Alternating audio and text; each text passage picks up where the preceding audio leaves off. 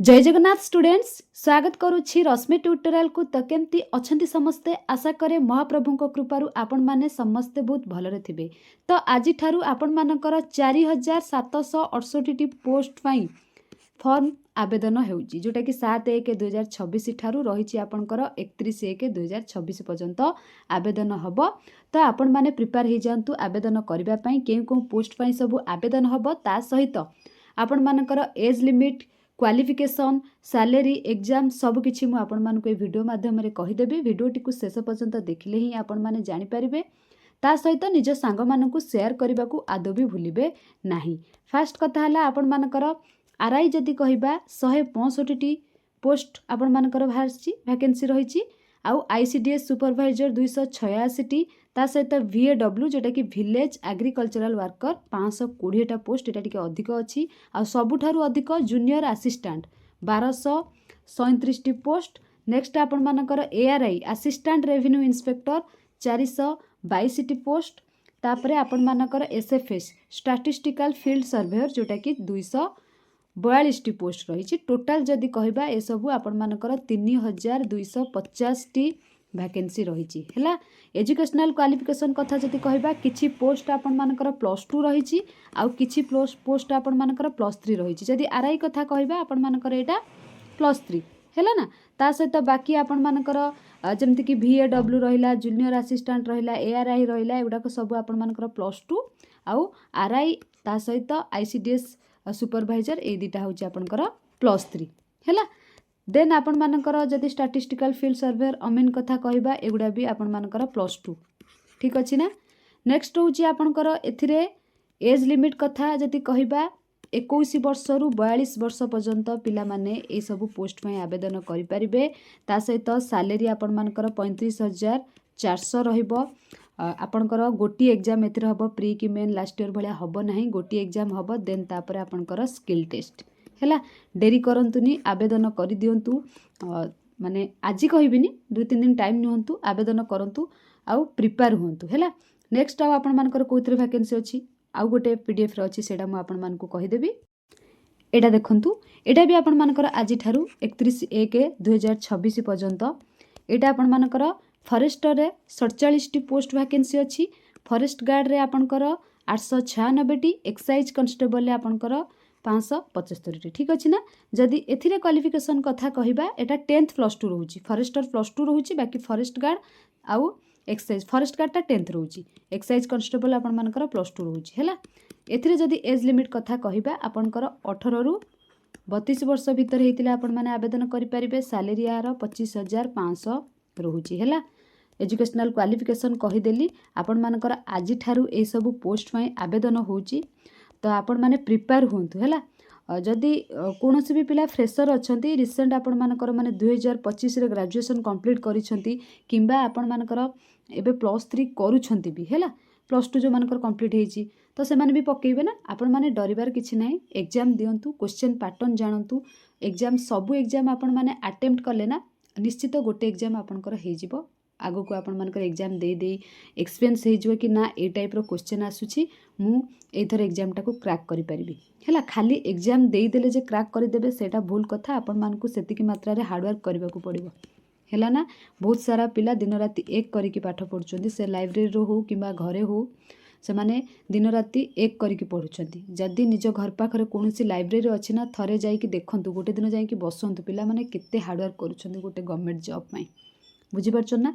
तो मु आपण मानकु कहिबी एते सारा पोस्ट पाखापाखि 5000 पोस्ट हो गलानी, 4768। ता सहित CGL रे भी पड़ुची, सेतिरे भी 1500 प्लस माने वैकेंसी रही। जदि कहबा CGL कथा छाड़ी दियंतु, बाकी ए सब पोस्ट आज कथा जदि कहबा एते गुडे वैकेंसी अछि। तो जदि आपण माने भी परिश्रम करूछंती, निश्चित आपनकर गोटे पोस्ट 2026 रे आपण माने भी गोटे गवर्नमेंट जॉब पाई परिबे।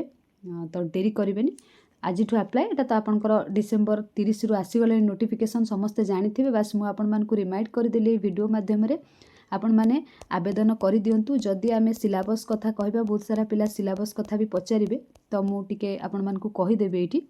जदि कहबा फॉरेस्ट गार्ड, फॉरेस्टर, ता सहित एक्साइज कांस्टेबल आपनकर रहिची टोटल 100 मार्क रो एग्जाम आपनकर हबो, 1.5 घंटा रहिची।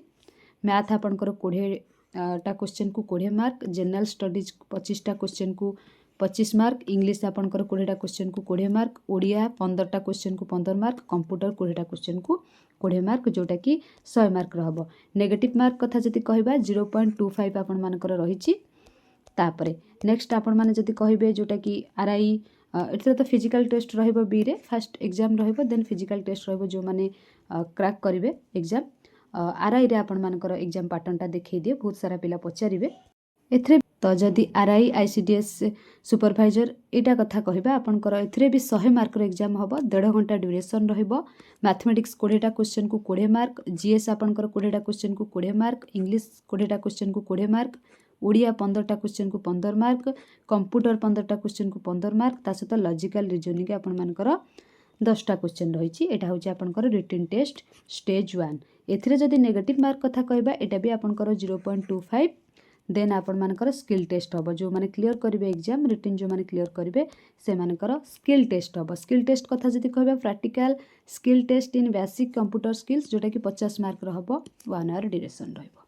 हैला आपण माने तो एथरे जान देले, एग्जाम पैटर्न जान देले। डिटेल सिलेबस मु टेलीग्राम चैनल रे आपण मानकु शेयर कर देबी, डिस्क्रिप्शन बॉक्स रे टेलीग्राम चैनल रो लिंक दे देबी, सेठी आपण माने जॉइन हे परिबे।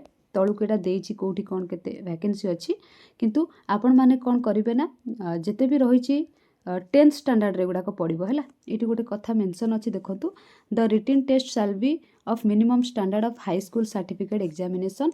माने आपण मानकर जहाँ भी सब पड़ो 10th स्टैंडर्ड रो पड़ो, बस आपण मानकु प्रिपेयर होबाकू पड़ो।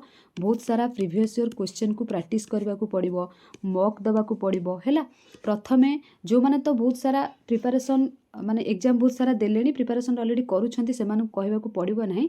बाकी जो माने फ्रेशर अछंती आपण माने प्रथमे प्रीवियस ईयर क्वेश्चन को एनालिसिस करंतु, कोठु आसुची आ केमिति आसुची। सेकंड आपण माने कोन करिवे, सबु चैप्टर को कांसेप्ट क्लियर होंतु, सबु चैप्टर रो कांसेप्ट क्लियर होंतु। देन कांसेप्ट क्लियर हैला परे से रिलेटेड क्वेश्चन बहुत सारा प्रैक्टिस करंतु। प्रैक्टिस करि सारी कि तापरे आपण माने मॉक दियंतु। मॉक जेमति कि आपण माने टेक्स्ट बुक रे किनि पारिबे, जदि टेक्स्ट बुक भी न होउची आपण माने हम ओडिसा रे भी बहुत सारा माने ऐप माध्यम रे करूछंती मॉक, आपण माने सेथिरे किनि पारिबे। हैला प्रथमे कांसेप्ट क्लियर हेबे, तापर बहुत सारा क्वेश्चन प्रैक्टिस करिवे, देन मॉक देबे। मॉक दे साला परे प्रीवियस ईयर क्वेश्चन प्रैक्टिस करिवे। आउ सबु चैप्टर को अति कम रे, अति कमटा 1 आवर तो निहाती देबे। हैला बेसी दे पारछन तो बढ़िया कथा, जदि बेसी न दे पारछन सबुठारु कम टाइम 1 आवर, ताठु कम देले कोनोसी एग्जाम आपण माने क्रैक करि परिबेनी। सेति पई एटलिस्ट प्रत्येक दिन सबु सब्जेक्ट को 1 आवर लेखा टाइम दियंतु, ता सहित आपण माने मॉक दियंतु, बहुत सारा प्रीवियस ईयर क्वेश्चन प्रैक्टिस करंतु। देखिबे 2027 रे आपण जणे कोन गवर्नमेंट ऑफिसर हे जाइथिबे। एते सारा वैकेंसी आपण मानकर आसी जाइछि ना 2026 रे।